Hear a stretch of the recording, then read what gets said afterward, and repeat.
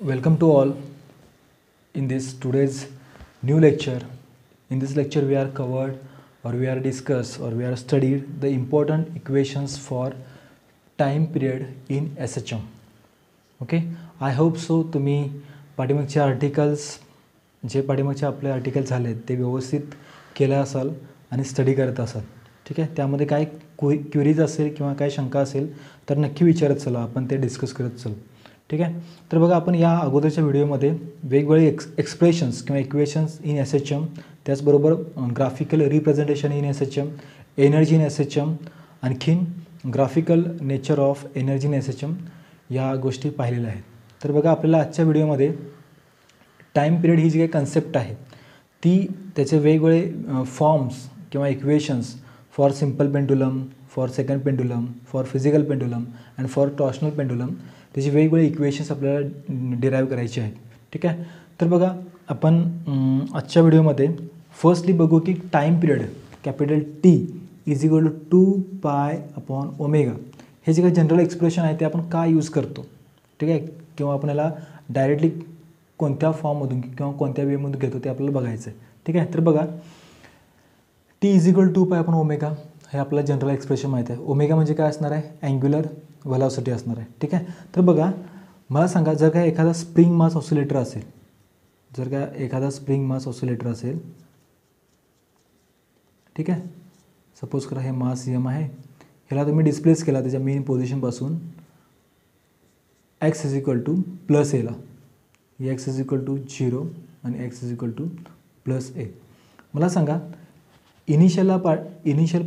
इनिशियलला आपण particle main पोझिशनपासून displace करायच्या अगोदर पार्टिकल पोझिशन कोणती होती, त्याची मेन पोझिशन होती.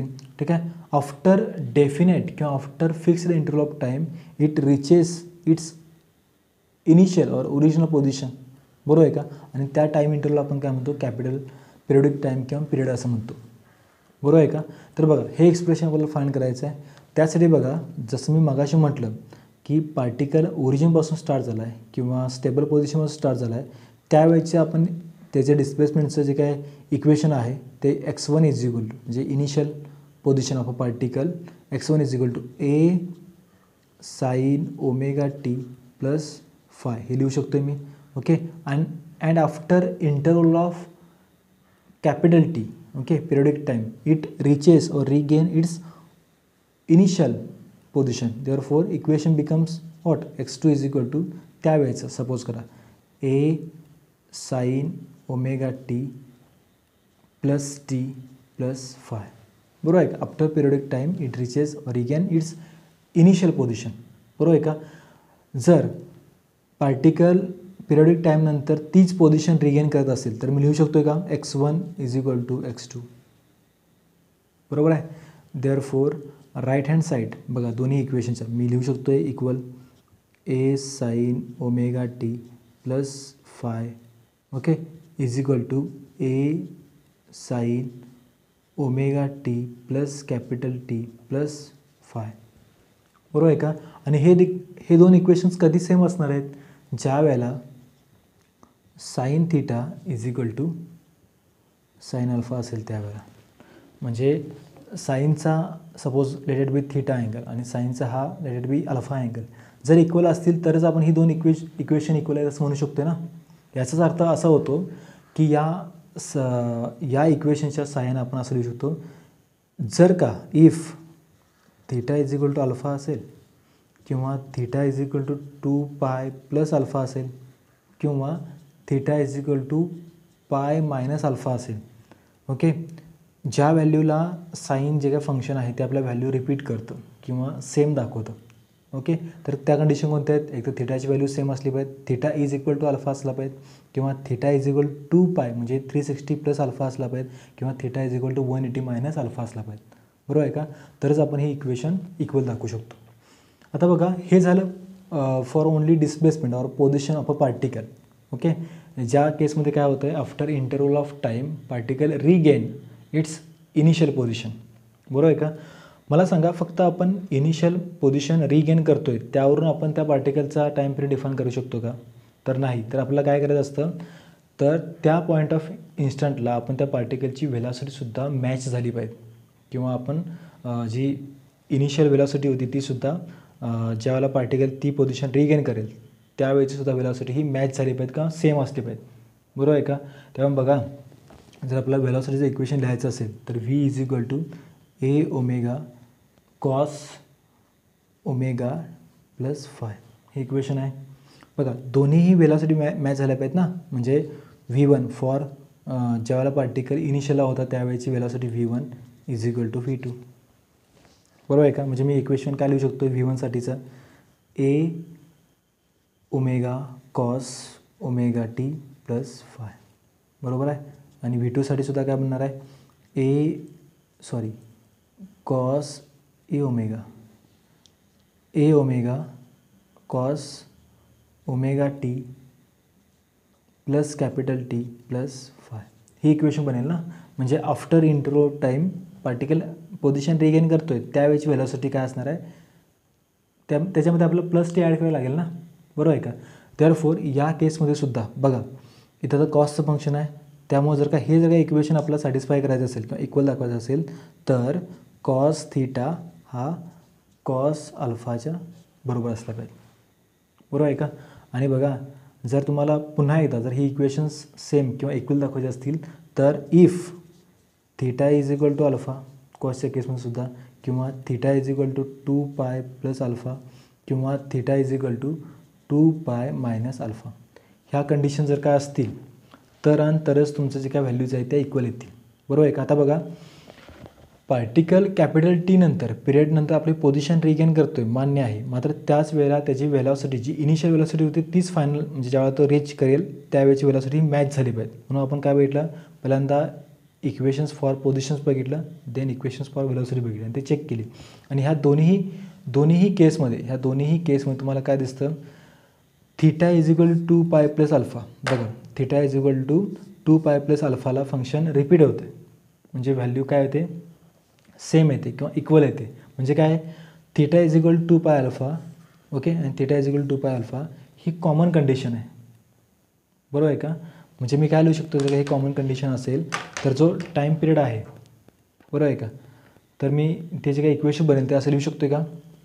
बघा ए साईन पोझिशनसाठी A sine omega T plus phi, बरोबर आहे, is equal to A sine omega T plus capital T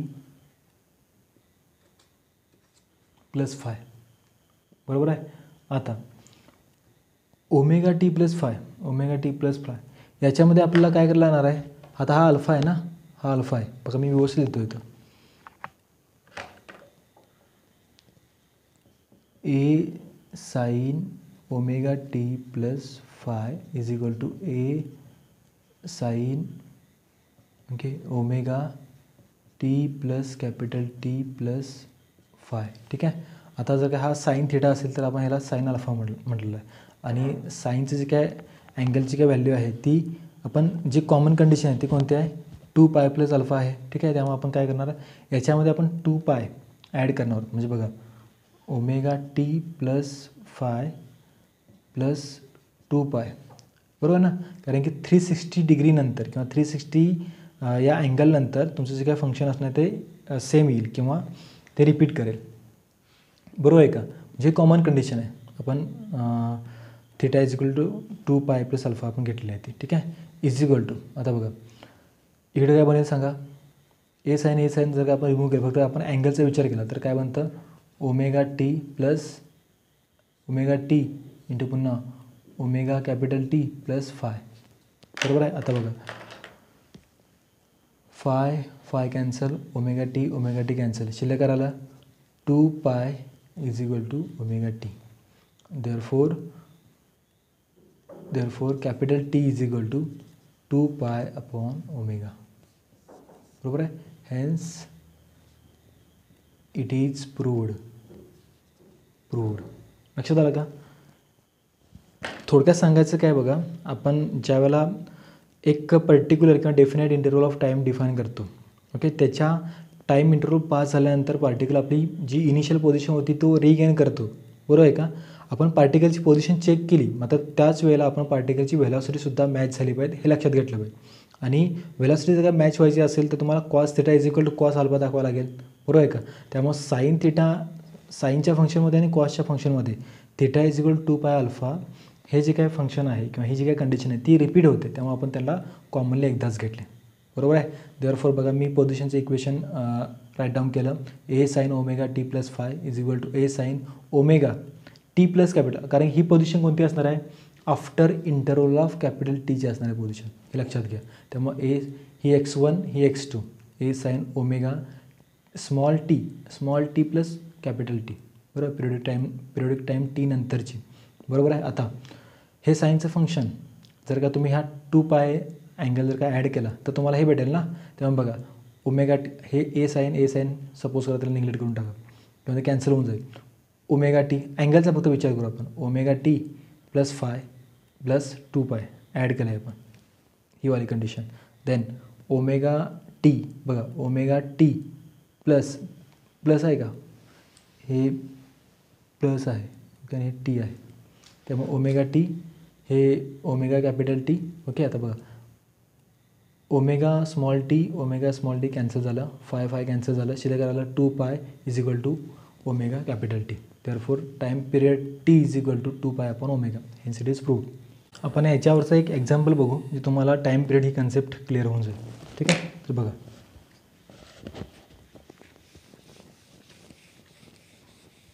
समजलं, T is equal 2 pi upon omega आपण का आणि कशा पद्धतीने घेऊ शकतो, ठीक आहे.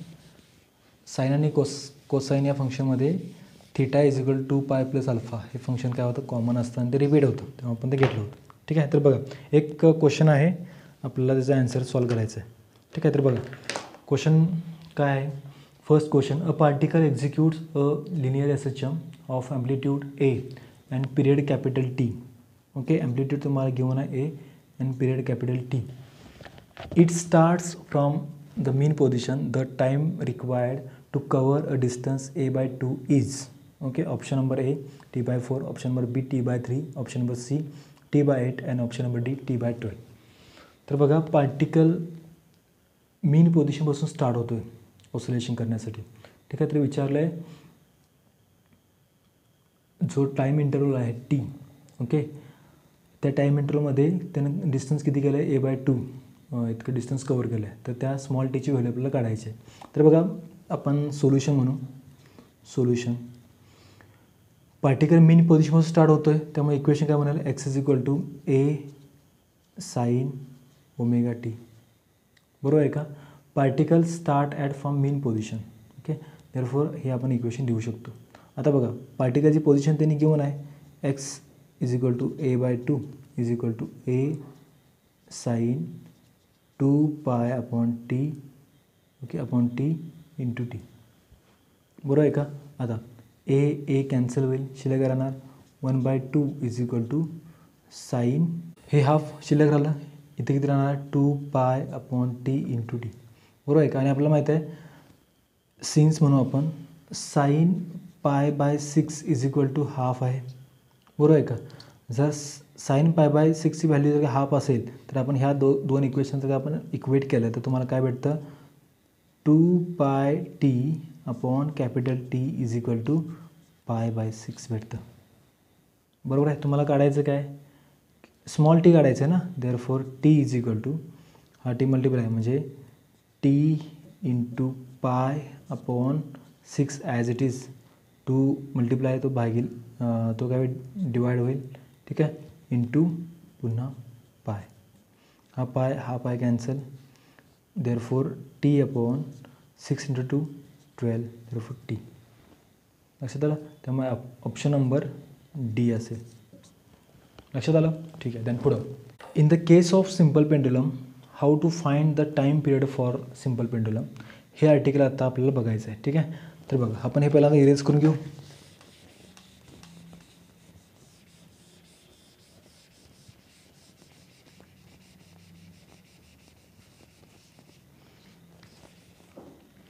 Article to find capital T for simple pendulum. ठीक आहे. तर बघा, फर्स्टली सिंपल पेंडुलम म्हणजे काय असणार आहे. Simple pendulum is nothing but an ideal simple pendulum is a heavy particle suspended by a massless or inextensible flexible string from a rigid support. बरोबर आहे का. आपण प्रॅक्टिकली जर का पण एखादा एक्झाम्पल घेतला असेल तर एखादा छोटासा पार्टिकल किंवा आपण त्याला बॉब असं म्हणतो, किंवा जर का आपण त्या पार्टिकल जर आपण सस्पेंड केलं किंवा एखादा थ्रेडनं किंवा एखाद्या छोट्याशा धाग्यानं त्याला हँगआउट केलं एखाद्या रिजिड सपोर्टला, ठीक आहे, तर तुम्हाला एक डिझायर्ड एक छोटासा सिंपल पेंडुलम भेटून जाईल. लक्षात आलं का. तर बघा, आपल्या ह्या सिंपल पेंडुलमच्या केसमध्ये टाईम पिरियड टी डिफाईन करायचं आहे. तर बघा, पहिल्यांदा आपण एक फिगर ड्रॉ करू. ठीक आहे.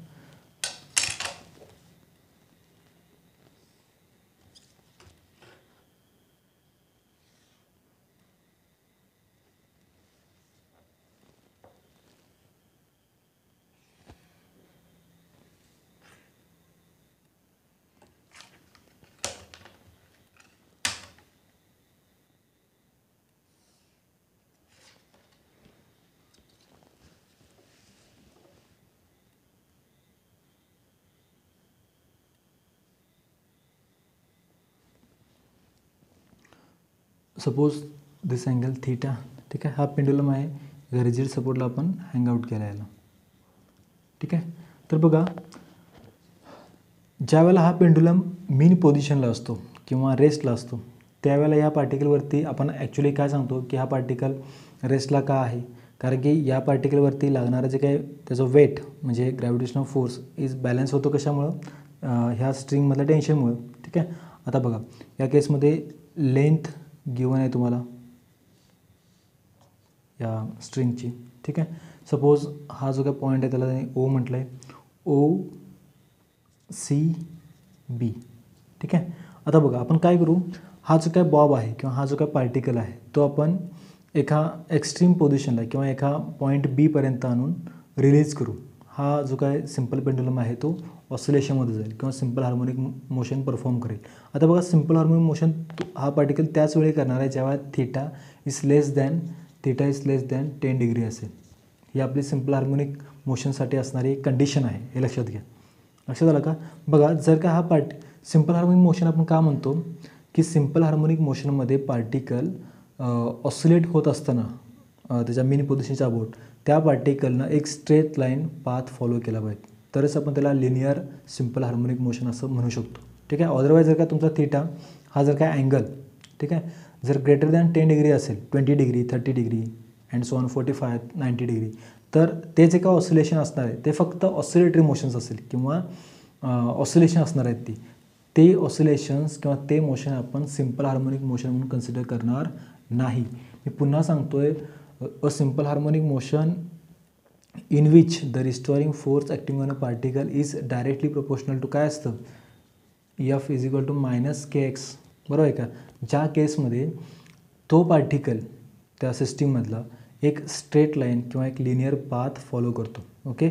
अशाच ऑसिलेशन्सला किंवा अशाच मोशनला आपण सिंपल हार्मोनिक मोशन कन्सिडर करणार आहोत. लक्षात आलं का. ठीक आहे. आता बघा, आपण ह्या बॉबला ओके पॉईंट एपासून डिस्प्लेस केलं पॉईंट बीला. ठीक आहे. आता मला सांगा, या पॉईंट बी पाशी कोणते कोणते फोर्स बॅलन्स होतील, आपले बॅलन्सिंग फोर्स सांगायचे ॲट अ पॉईंट बी. ठीक आहे. तर बघा, पहिला जो काय फोर्स आहे तो फोर्स आहे या पार्टिकलचं weight okay towards earth surface, ते किती असणार आहे, mg असेल. बरोबर आहे. जर का आपण ही जी काही स्ट्रिंग आहे कोणती ही वाली जर का स्ट्रिंग आपण जर का एक्सटेंड केली तर हा अँगल भेटतो थीटा. बरोबर आहे. आता टेन्शन फोर्स या लेंथमध्ये या स्ट्रिंगमध्ये असेल. ओके. डिनोट करा त्याला कॅपिटल टी ना. ओके. आता ह्या टेन्शन फोर्सला बॅलन्स करणारा फोर्स कोणता असणार आहे, ह्या mgचा हा कॉस कंपोनंट ना, म्हणजे काय बनेल, mg हा अँगल थीटा आहे त्यामुळे mgचा ही जी काही साईड आहे तिची लेंथ भेटते mg कॉस थीटा, ही लेंथ. लक्षात आलं का. आता mg कॉस थीटाच्या परपेंडिक्युलर काय भेटणार आहे, mg साइन थीटा. बरोबर आहे का. आता बघा आपल्याला थोडंसं म्हणजे याचा परपेंडिक्युलर थोडासा टिल्ट असं वाटेल म्हणजे ह्या पाथच्या रिस्पेक्टिव्ह. मात्र सिम्पल पेंडुलमच्या केसमध्ये ही जे काय कर्व तुम्हाला दिसाल आर्क ते एका स्ट्रेट लाईन पाथमध्ये असणार आहे. लक्षात आलं का? त्यामुळे mg cos थिटाचा जो काय परपेंडिक्युलर कंपोनंट आहे तो अलॉंग द बी लाईन असेल. बरोबर आहे? ठीक आहे. आता बघा आपल्याला काय डिफाईन करायचं आहे. इन दिस केस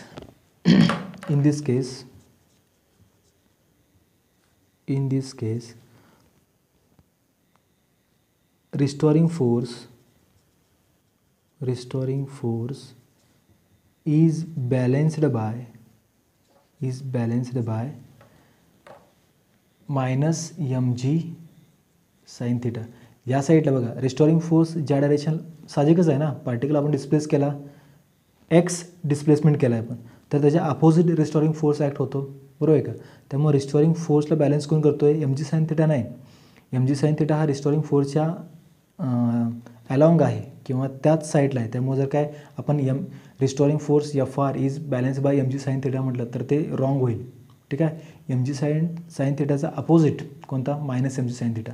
बरोबर ना? हिचा समजतं मी काय म्हणतो आहे? ठीक आहे. तेव्हा मी काय म्हटलं? Restoring force is balanced by minus mg sin theta. therefore F is equal to minus mg sin theta. Okay. We have theta is less than 10 degree. Therefore sin theta is approximately equal to theta. Therefore above equation can be written as F is equal to minus mg theta. बरोबर आहे का? ठीक आहे. Okay. आता बघा suppose जर का ही displacement x असेल, ठीक आहे, तर आपण असं म्हणू शकतो का in triangle AOB okay tan theta is equal to काय येणार आहे? x tan theta is equal to x upon L okay. आणि आपण साइन थिटालाच थिटा म्हणून घेतलं आहे तर tan थिटाला आपण काय लिहू शकतो? Theta is equal to x upon L. Okay. ही जी काही व्हॅल्यू आहे ती आपण इक्वेशन फर्स्टमध्ये पुट करू. आपल्याला काय भेटले सांगा? therefore F is equal to minus mg थिटाची व्हॅल्यू किती आहे? x upon L. बरोबर आहे का?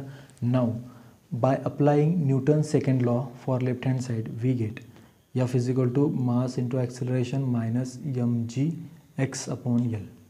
बरोबर आहे. दोन्ही साईडचं जे मास किंवा स्मॉल एम आहे ते कॅन्सल होईल. शिल्लक आता बघा A is equal to minus G X upon L. बरोबर आहे. ठीक आहे. आता हे इक्वेशन आपल्याला पुढे यूज करायचं, ह्याला आपण इक्वेशन नंबर सेकंड म्हणू. लक्षात आलं का? ठीक आहे. Now we know that the general form of time period T is equal to 2 pi upon omega. बरोबर आहे. आता आपल्याला ओमेगाची व्हॅल्यू लिहिता येते in terms of A and X. कसं बघा? तर मी इथं सिन्स म्हणतो omega square.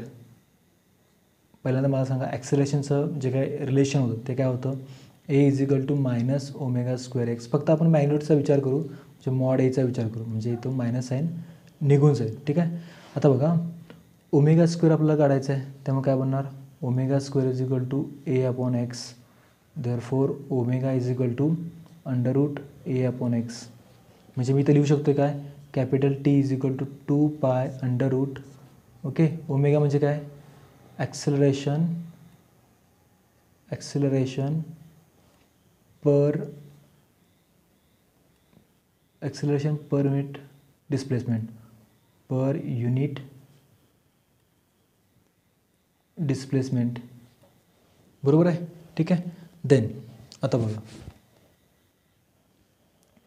Acceleration per unit displacement म्हणजे A बाय एक्स हा आपल्याला फॉर्म आणायचा आहे. तर मी काय करू शकतो आहे? तर बघा बाय युझिंग इक्वेशन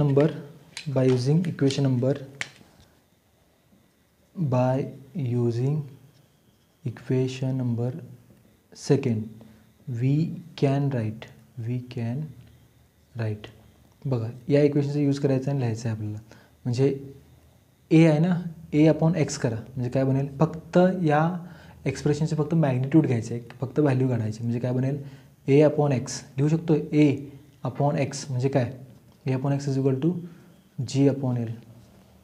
बरोबर आहे का. म्हणजे तुम्हाला या केसमध्ये टाईम पिरियडचं तुम्हाला जनरल इक्वेशन माहिती होतं, T is equal to pi upon omega. Omega म्हणजे काय, ॲक्सेलरेशन पर युनिट डिस्प्लेसमेंट, जे आपण सेकंड इक्वेशनवरून घेतलेलं आहे, A is equal to omega square एक्सवरून. साहजिकच आहे ना, omega is equal to what, under root A upon X. बरोबर आहे का. म्हणजे ॲक्सेलरेशन पर युनिट डिस्प्लेसमेंट. आता बघा, ॲक्सेलरेशन पर युनिट डिस्प्लेसमेंटला हेच आहे ना, ॲक्सेलरेशन पर युनिट डिस्प्लेसमेंट, त्याला मी रिप्लेस करू शकतो जी बाय एलनं. देअरफोर टाईम पिरियडचं जे काही इक्वेशन आहे, टी इज इक्वल टू, म्हणजे हे वालं इक्वेशन कसं म्हणतो बघा, T is equal to 2 pi upon under root acceleration per unit displacement म्हणजे काय, A by X. A by एक्सची व्हॅल्यू काय, ए बाय एक्सची व्हॅल्यू जी अपॉन एल आहे. ठीक आहे. देअरफोर दिस इक्वेशन 2 पाय इंटू, ओके, हे वरती जाईल ना, एल अपॉन जी. हे तुमचं डिझायर्ड इक्वेशन असेल इन सिम्पल पेंडुलम. लक्षात आलं. कसं फाइंड करायचं समजलं का टाईम पिरियडचं इक्वेशन. पहिल्यांदा काय करायचं आहे, सिम्पल पेंडुलम आपण डिफाईन केला.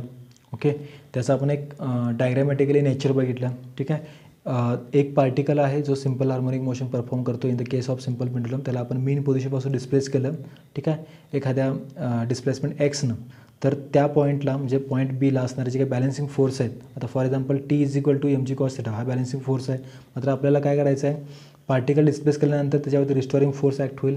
Therefore restoring force is balanced by minus M G sine theta. Therefore F is equal to minus M G sine theta. As theta is less than 10 degree, therefore sine theta becomes theta. Therefore equation 1, F is equal to minus M G theta. बरोबर आहे का. Then थोडीशी geometry in triangle A O B, tan theta is equal to X by L. पुन्हा tan theta becomes theta X upon L.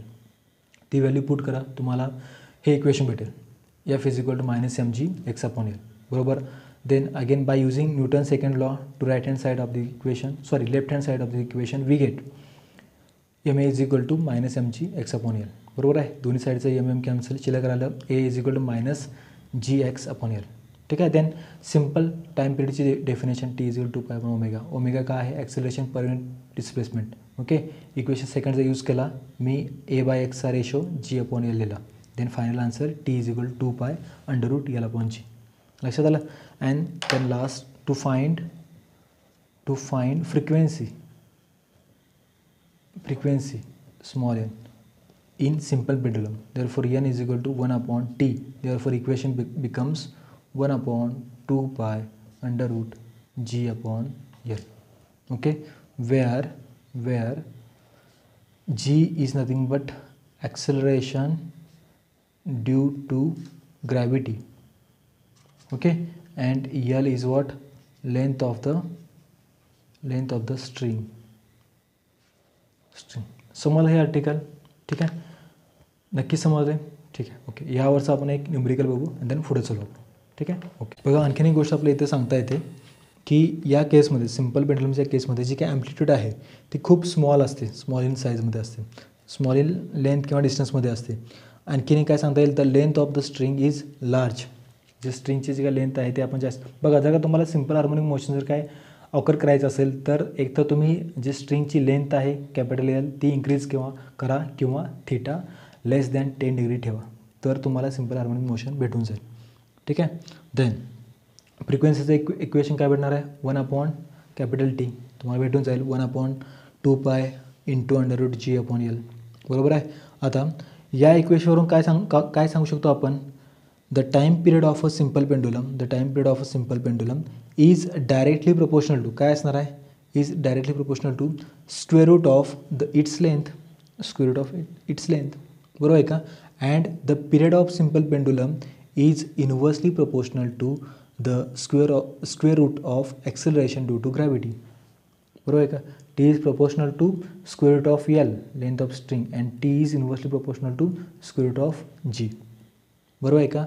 And then last, the period of simple pendulum does not depends on its mass. बरोबर आहे का. आता तुम्हाला या केसहून लक्षात येतं की period of simple pendulum does not depends upon its mass. Okay. And then last, the period of a simple pendulum does not depend on its amplitude. Okay, म्हणजे आपण मासवर या ठिकाणी म्हणू शकतो जो टाईम पिरियड तुम्हाला भेटलेला आहे तो मास आणि ॲम्प्लिट्यूडवरती डिपेंड करत नाही. समजलं? ठीक आहे. बघा पुन्हा एकदा जर का हे डेरिवेशन किंवा हे आर्टिकल समजलं असेल तर पुन्हा एकदा थोडंसं पाठीमागे जाऊन तुम्ही बघू शकताय. मला असं वाटत नाही की जास्त म्हणजे रिगरस आहे, एकदम सिम्पल आहे. तुम्ही इझिली ते टॅकल करू शकता किंवा अंडरस्टँड करू शकता. ठीक आहे. देन एक छोटंसं आपण न्यूमेरिकल बघू, देन पुढे चलू. ठीक आहे. आपण एक न्यूमेरिकल बघू.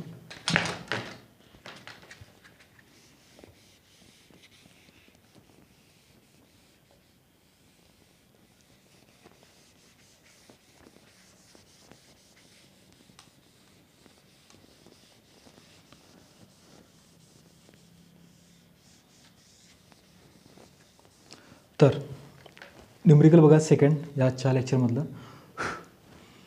In a laboratory experiment with simple pendulum, it was found that it took 36 seconds to complete 20 oscillations.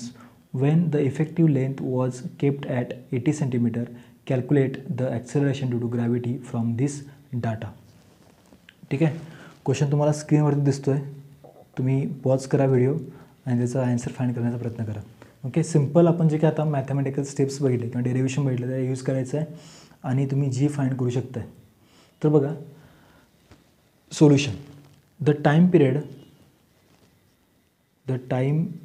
Period of a simple pendulum is given by काय आहे टाइम पिरियडचं equation for simple pendulum? T is equal to 2π √L/g. बरोबर आहे का? तुम्हाला जीची value काढायची आहे.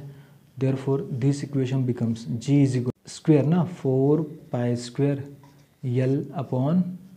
L/t². बरोबर आहे का? आता त्यांनी डायरेक्टली तुम्हाला न्यूमेरिकलमध्ये कॅपिटल टी दिलेलं नाही. कॅपिटल टी म्हणजे काय? Periodic time or time period. ठीक आहे. त्यांनी काय दिलं आहे? 30 सेकंड टाईम इंटरव्हल दिला आहे टू कम्प्लीट 20 ऑसिलेशन्स. बरोबर आहे का? म्हणजे तुम्हाला स्मॉल टी दिला आहे 30 second. Okay. And oscillation number of oscillation दिल्यात किती? 20 ऑसिलेशन्स दिलेत. तर बघा जर का तुम्हाला कॅपिटल टी काढायचं असेल तर आपण काय करतो? Small T upon number of oscillation, therefore 36/20, therefore answer 1.8 second. हे तुम्हाला टीचा आन्सर भेटलं का? 1.8 सेकंड भेटलं. तर ह्या सगळ्या व्हॅल्यू तर पुट करा.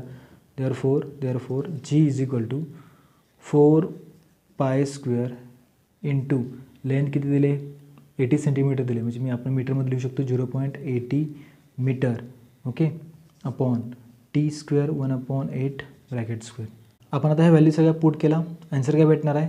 जी इज इक्वल टू, तुम्ही हे लॉगनं सॉल्व करायचं आहे. ठीक आहे. आन्सर भेटेल 9.75 मीटर/सेकंड स्क्वेअर. समजलं का? ठीक आहे. ओके. देन आपण नेक्स्ट इक्वेशन्स बघू फॉर टाईम पिरियड. ओके. या पुढचं जे काही आर्टिकल आहे ते आर्टिकल आपल्याला माहीत असेल. आपण सिम्पल पेंडुलम नंतर आपण सेकंड पेंडुलम इझिली डिफाईन करू शकतो. ठीक आहे. तर बघा सेकंड पेंडुलम जी काही ही कन्सेप्ट आहे ती खूप इझी आणि खूप इंटरेस्टिंग आहे. ज्या केसमध्ये आपण असं अज्युम करतो की अशा पेंडुलमचा जो काही टाईम पिरियड असतो तो 2 सेकंड असतो ओनली. बरोबर आहे का? A simple pendulum whose period is 2 seconds is called second pendulum. बरोबर आहे का? मी काय म्हटलं? Period capital T is equal to 2 second असला पाहिजे. ओके. आर्टिकलचं नेम आहे सेकंड पेंडुलम. ठीक आहे. आणि या केसमध्ये आपल्याला त्याचं जे काही पिरियडचं जे काही इक्वेशन आहे ते डिफाईन करायचं आहे किंवा डिराईव्ह करायचं आहे. मी काय म्हटलं? A simple pendulum whose period is 2 second is called second pendulum. Therefore बघा इक्वेशन, जनरल इक्वेशन काय भेटलं होतं सिम्पल पेंडुलमच्या केसमध्ये? T is equal to 2π √L/g. Time period किती असला पाहिजे? 2 second. Therefore 2 second is equal to 2π √. आता या ठिकाणी LS घ्यायचं म्हणजे काय? Where LS is nothing but length of second pendulum. ठीक आहे. त्यामुळं 2π LS/g. 2 gate cancel. To get cancel, चलो किती होतं 1 second is equal to pi into √LS/G. ठीक आहे. आता जर का तुम्हाला सेकंड पेंडुलमच्या केसमध्ये लेंथ फाइंड करायचं असेल तर मी काय करू शकतो, दोन्ही साईडचा आपण स्क्वेअर करून घेऊया. तर मग 1 is equal to pi square into LS/G. Okay, तुम्हाला LS हवं आहे, therefore LS is equal to G/पाय स्क्वेअर. ठीक आहे. आणि जर का तुम्ही Gची value 9.8 metre per second square टाकला, ठीक आहे, आणि पायची व्हॅल्यू 3.1415 सेकंड स्क्वेअर टाकला तर तुम्हाला अप्रॉक्सिमेटली 1 मीटर हे आन्सर भेटतं. म्हणजे लेंथ ऑफ सेकंड पेंडुलम किती असते, अप्रॉक्सिमेटली 100 सेंटीमीटर और 1 मीटर असते. ठीक आहे. बघा मी पुन्हा सांगतो, असं सिंपल पेंडुलम ज्यांचा टाईम पिरियड हा 2 सेकंड असतो त्याला आपण सेकंड पेंडुलम असं म्हणतो. लक्षात आलं. Using this relation we can find the length of the second pendulum at a place if you know the acceleration due to gravity at that place. Okay, experimentally आपण calculate करू शकतो. आणि actually तुम्हाला हा 12वीच्या जे ॲक्टिव्हिटीज आहेत त्यामुळे तुम्हाला हा पेंडुलमचं एक्सपेरिमेंट, सेकंड पेंडुलमचं एक्सपेरिमेंट आहे, ज्या केसमध्ये तुम्ही length of the second pendulum find करता. लक्षात आलं का? ठीक आहे. ओके, देन आपण पुढचं आर्टिकल बघू. आतापर्यंत बघा आपण काय भेटलं, टाईम पिरियडचं general equation T is equal to pi आपण ओमेगा. सेकंड पेंडुलमच्या केसमध्ये पण बघितलंच, त्याच्या अगोदर आपण सिम्पल पेंडुलमसुद्धा बघितलेलं आहे. आपण देन बघू आता next pendulum, physical pendulum. Physical पेंडुलमच्या केसमध्ये आपण लिनियर सिम्पल हार्मोनिक मोशन नाही कन्सिडर करू शकत. तर त्या केसमध्ये तो जो काय आपण पेंडुलम अज्युम करतो किंवा कन्सिडर करतो तो पेंडुलम किंवा ती जी काही फिजिकल बॉडी आहे पेंडुलममधली, ती बॉडी आपण त्याच्या मेन पोझिशनपासून डिस्प्लेस केल्यानंतर अँग्युलर ऑसिलेशन्स परफॉर्म करते. त्या केसमध्ये तुम्हाला, ठीक आहे, रिस्टोरिंग टॉर्क या कन्सेप्ट बघायला लागतं. म्हणजे आपण लिनियर फिजिकल क्वांटिटीचा ॲनालॉग बघतो. ठीक आहे. तर बघा next article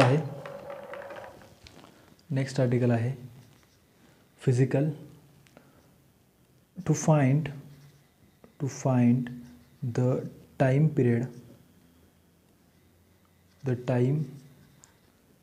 period for physical pendulum. ठीक आहे. फिजिकल पेंडुलम म्हणजे काय, पहिल्यांदा हे समजून घ्या.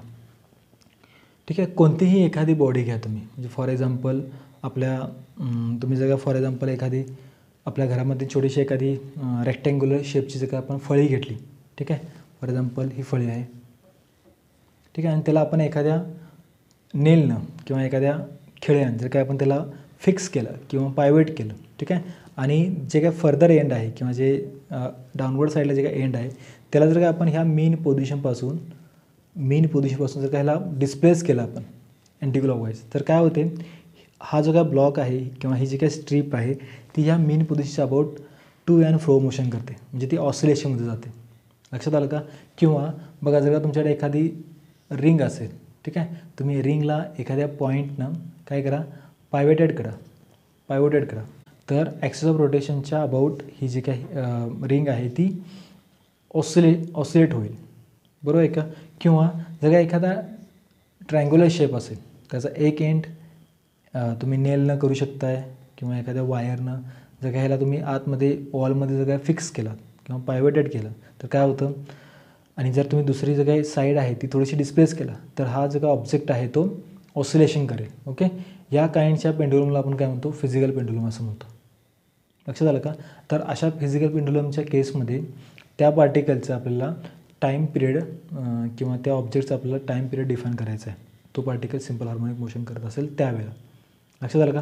पुन्हा मी सांगतो आहे की याही केसमध्ये सुद्धा आपण सिम्पल हार्मोनिकची जे काय बेसिक थीम आहे किंवा बेसिक जे काय जे कन्सेप्ट किंवा थिअरी आहे त्याला आपल्याला इग्नोर करून किंवा डिनाय करून चालणार नाही. ठीक आहे. बघा प्रत्येक बॉडीचा एक सेंटर ऑफ मास किंवा सेंटर ऑफ ग्रॅव्हिटी असतं ना, तर सेंटर ऑफ ग्रॅव्हिटी या पॉईंटचा जर का तुम्ही ऑसिलेशन जर का विचार केला तर तो पॉईंट एक लिनियर किंवा एक स्ट्रेट लाईन पाथ फॉलो करत असतो. बरोबर आहे का? म्हणून आपण या ऑसिलेशन्सला ओके अँगल लेस दॅन 10 डिग्री असताना जे ऑसिलेशन्स ऑकर होतात त्या ऑसिलेशनला आपण सिम्पल हार्मोनिक मोशनच्या कॅटेगरीमध्ये डिवाईड करतो किंवा आपण स्टडी करतो. ठीक आहे. तर आपण एक रँडम एक बॉडी घेऊ. बघा,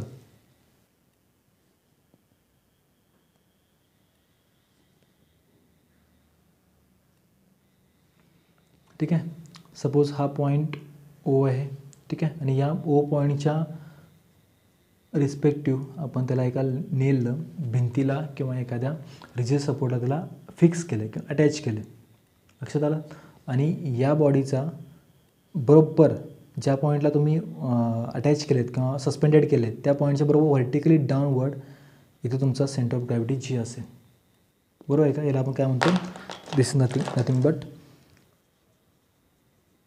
सेंटर ऑफ ग्रॅव्हिटी. ज्या पॉईंटला म्हणजे पायवेटेड पॉईंटच्या जस्ट बिलो तुम्हाला हा सेंटर ऑफ ग्रॅव्हिटी भेटून जाईल. ठीक आहे. मोस्ट ऑफ द केसमध्ये काय होतं, बघा, एखाद्या कोणतीही तुम्ही फिजिकल बॉडी घेतला असेल तर फिजिकल बॉडीचं जे काय ज्या पॉईंटला सेंटर ऑफ मास आहे त्याच पॉईंटच्या जवळ किंवा त्याच पॉईंटच्या पाशी तुमचा सेंटर ऑफ ग्रॅव्हिटी आपल्याला प्रेझेंट भेटतो मोस्ट ऑफ द केसमध्ये.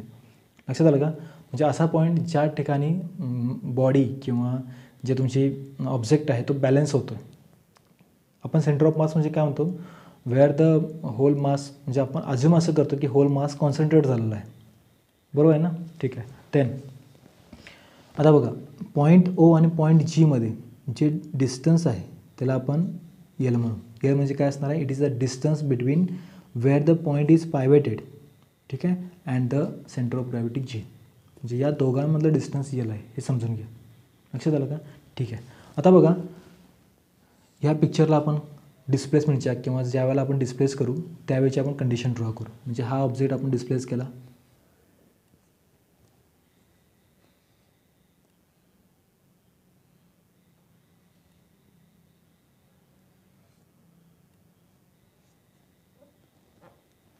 ठीक आहे. आता बघा, या केसमध्ये हा पॉईंट काय असणार आहे, ओ असेल. बरोबर डाऊनवर्डला या पॉईंटला तुमचा जी पॉईंट असेल, सेंटर ऑफ ग्रॅव्हिटी पॉईंट. ठीक आहे. आता बघा, ही तुमची मेन पोझिशन होती का, ही तुमची मेन पोझिशन होती ज्यावेळेला तुमचा फिजिकल पेंडुलम बरोबर रेस्टला होता.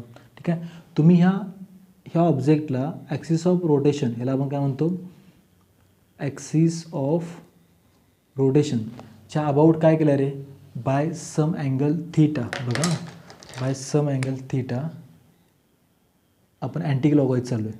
बाय सम अँगल थीटा डिस्प्लेस केलेत. बरोबर आहे का. हे डिस्टन्स सपोज करा एल आहे ओ आणि जी मधलं. ठीक आहे. आता मला सांगा, ज्या वेळेला तुम्ही एखादा पार्टिकल, ठीक आहे, आता बघा, ही जर का पेन आहे आणि ही जर का पेन मी ह्या एंडला जर का मी फिक्स केली असेल, ठीक आहे, आणि ह्या फर्दर एंडला मी काय करतो आहे, म्हणजे अपवर्ड डायरेक्शनला मी डिस्प्लेस करतो आहे. तर काय होईल सांगा, ह्या ठिकाणी मी फिक्स केलं ना, म्हणजे काय होईल, ह्या फिक्स पॉईंटच्या अबाउट ही बॉडी काय होईल, जर का मी अँगल, जर का मी डिस्प्लेसमेंटचा जो काय अँगल आहे तो वाढवत गेलो तर ही बॉडी काय होईल, रोटेट होईल किंवा सर्क्युलर मोशन करेल. याचा अर्थ काय, आपण या केसमध्ये जे सिम्पल हार्मोनिक मोशन आहे ती इन टर्म्स ऑफ अँग्युलर SHMच्या केसमध्ये SHMच्या फॉर्ममध्ये बघणार आहोत, हे लक्षात घ्या. आता बघा, ही बॉडी इथं फिक्स केले. बघा, आपण जर अँगल जर का इन्क्रीज करत गेलो असतो तर थीटा इन्क्रीज झाला असता आणि ही बॉडी ह्या पॉईंटच्या अबाउट असं सर्क्युलर मोशन फॉर्म केली असते. बरोबर आहे का. आता मला सांगा, या केसमध्ये जर का तुम्ही अँग्युलर डिस्प्लेसमेंट केला असेल तर या बॉडीमध्ये काय प्रोड्यूस होणार आहे रे, तुम्ही ऑब्झर्व करू शकताय. बघा, ही बॉडी तुम्ही इथून या पॉईंटला डिस्प्लेस केलात आणि जर तुम्ही इथून रिलीज केलात तर काय होतं, ही बॉडी रिस्टोरिंग फोर्समुळं पुन्हा बॅकला येते आणि ऑसिलेशन परफॉर्म करते किंवा ऑसिलेट करते. बरोबर आहे का. तर मला सांगा, तर असं का होत असेल, तर साहजिकच आहे ना, कारण की तुम्ही डिस्प्लेसमेंट थीटा केले त्याच्या अपोजिट डायरेक्शनला त्याचं रिस्टोरिंग फोर्स ॲक्ट होत आहे त्यामुळं. बरोबर आहे का. ठीक आहे. आता मला सांगा, जर काय आपण ॲनालॉगी भेटली, analogy between linear and angular physical quantities. बघा, इथं मी लिनियर फिजिकल क्वांटिटी लिहितो आणि इथं आपण अँग्युलर फिजिकल क्वांटिटीज घेऊ. ठीक आहे. तर मला सांगा, जर का आपण एखादा पार्टिकल रेक्टिलिनियर मोशन करत असेल किंवा एक वन डायमेन्शन मोशन परफॉर्म करत असेल किंवा straight line linear motion perform करत असेल तर आपण त्या पार्टिकलची डिस्प्लेसमेंट डिफाईन केली सपोज करा, ठीक आहे, यस लिनियरमध्ये, ठीक आहे.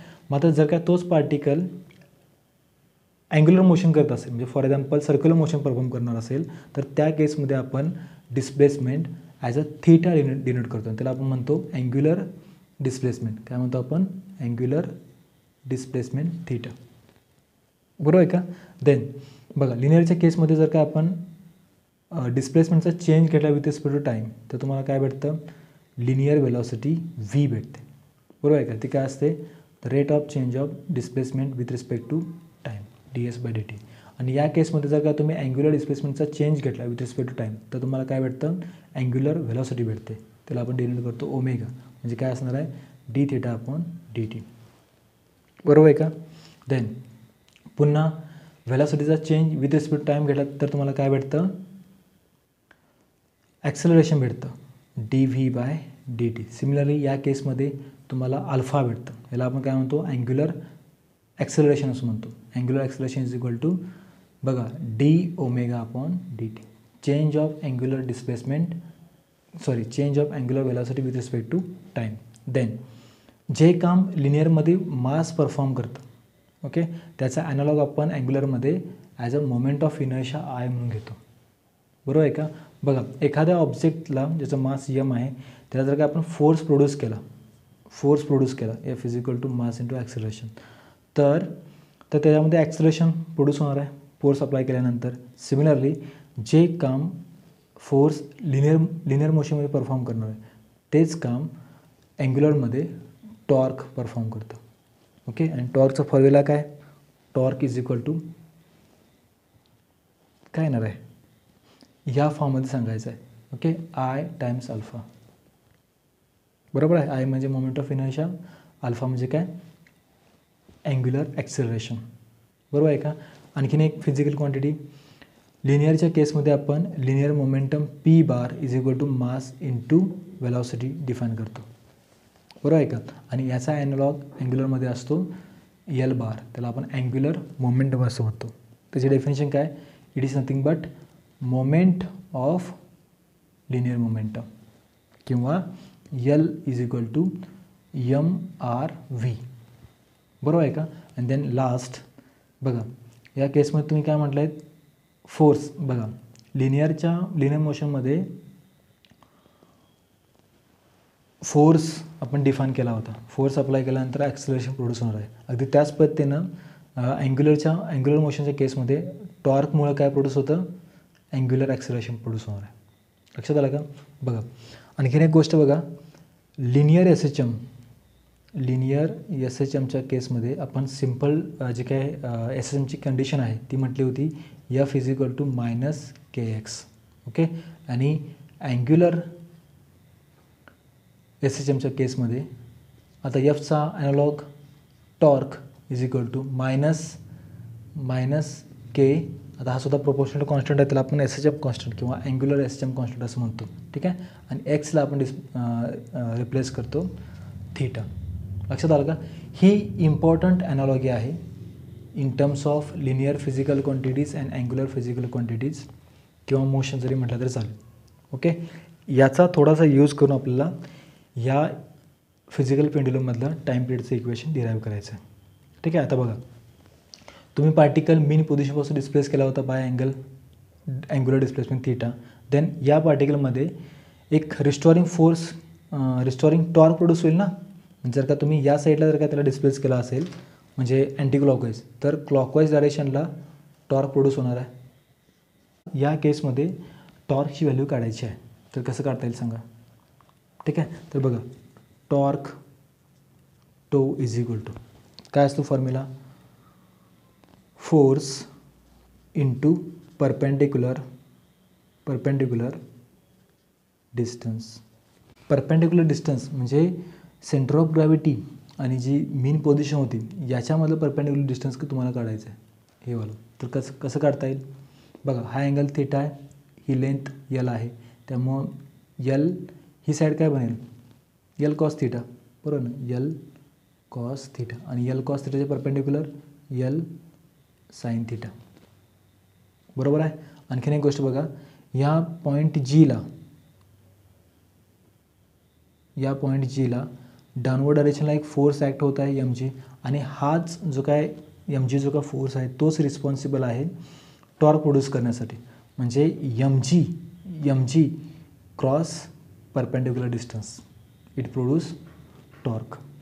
बरोबर आहे का. टॉर्क म्हणजे काय, फोर्स. कोणता फोर्स त्याला पाठीमागे खेचतोय, तर हाच आहे ना त्या सेंटर ऑफ ग्रॅव्हिटीचं वेट किंवा M G force.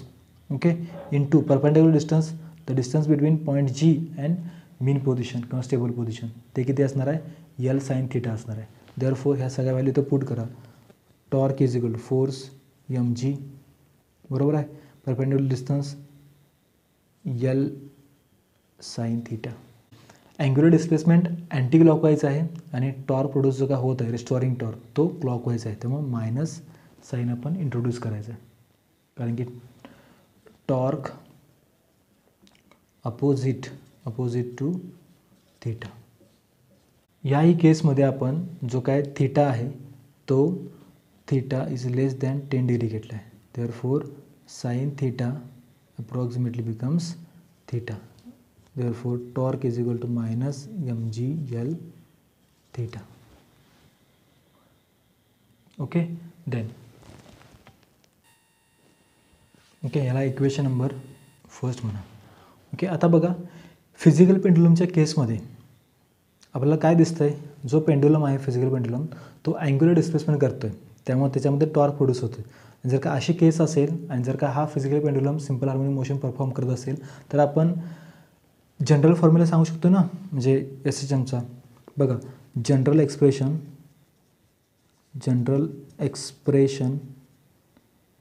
For angular S H M आपण असं लिहू शकतो का, torque is equal to minus K theta. Okay, equation number second, बरोबर आहे का. Now comparing equation first and second we can write K is equal to M G L. म्हणजे तुम्हाला जो कॉन्स्टंट आहे, ओके, म्हणजे angular S H M constant, त्याची value काय भेटली, एम जी यल. ओके,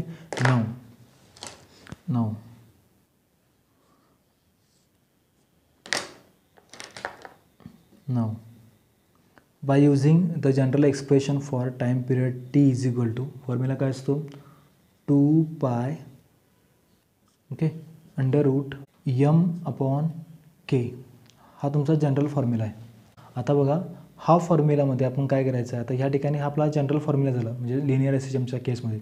मात्र अँग्युलरच्या केसमध्ये काय होणार आहे, यमला आपण रिप्लेस करतो आहे मासला कशान, मोमेंट ऑफ इनर्शिया आय, आणि केची व्हॅल्यू किती भेटले, एम जी यल भेटले. त्यामुळे तुम्हाला टाईम पिरियडचं इक्वेशन काय भेटतं, T is equal 2 pi into bracket किंवा under root I upon M G L, where I is the moment of inertia about axis of rotation and L is the distance of where the point is pivoted and centre of gravity G. म्हणजे या दोन पॉईंटमध्ये successive distance काय असणार आहे, L असणार आहे. ठीक आहे. जर का तुम्हाला फ्रिक्वेन्सी एन विचारली तर काय करणार आहे, 1 upon T is equal to 1 upon 2 pi under root M G L upon I. ठीक आहे, समजलं हे. ठीक आहे, ओके. देन बघा थोडंसं पुन्हा एकदा हे जे काय आर्टिकल आहे म्हणजे काही मिनटं पाठीमागे जाऊन पुन्हा एकदा बघा, तुम्हाला फिजिकल पेंडुलमचा एक व्हिज्युअल मिनिंग किंवा सिग्निफिकंट मिनिंग समजून जाईल. लक्षात आहे का. फिजिकल पेंडुलमच्या केसमध्ये टाईम पिरियडची व्हॅल्यू काय असते, 2 pi under root I upon M G L. समजलं. ठीक आहे. आता आपण ही ॲनालॉगी बघितली त्यामुळे तुम्हाला हे क्लिअर होऊन जाईल. ठीक आहे. आता काही ना क्वेश्चन येईल की सर हे आपण तुम्ही जे म्हटलं ना की कोणतं T is equal to 2 pi under root M upon K हे कसं काय घेतलं.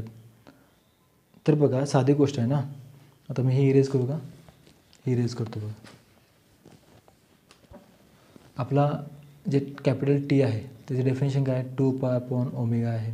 तर मला सांगा ओमेगा म्हणजे काय असणार आहे रे. तुम्हाला एक व्हॅल्यू माहिती होती ना, omega square is equal to K upon M. म्हणजे हे कुठून घेतलं आपण, F is equal to minus K X. बरोबर आहे का. आणि ह्या केसमध्ये ठीक आहे बघा मी पुन्हा सांगतो एफ इज इक्वल टू आता बघा न्यूटनचा सेकंडला यूज करा M A is equal to minus K X बरोबर आहे. ॲक्सलरेशन काढायचं आहे A is equal to minus K upon M into X एमने डिवाईड केला ठीक आहे. आता A is equal to minus omega square X म्हणजे ओमेगा स्क्वेअर काय झाला या इक्वेशनवर आपण सांगू शकतो. ह्या दोन इक्वेशनला कम्पेअर केल्यानंतर omega square is equal to काय झाला के बाय एम झाला ठीक आहे. देन तुम्हाला फक्त काढायचं काय ओमेगा काढायचं म्हणजे काय येणार आहे under root K by M ठीक आहे. देअरफॉर ही व्हॅल्यू इथं पुट करा. Therefore T is equal to 2 pi under root K by M. तुम्हाला सरळ उलटा आहे आणि हा डिनॉमिनेटरला आहे ना. Therefore equation T is equal to 2 pi okay multiply होईल हा वरती जाऊन एम अपॉन केला.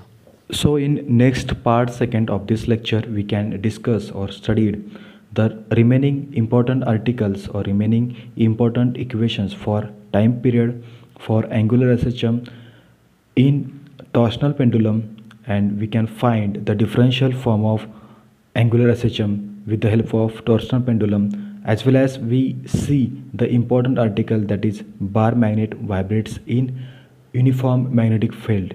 So stay connected with our beautiful channel. Keep studying. All the very best. Thank you.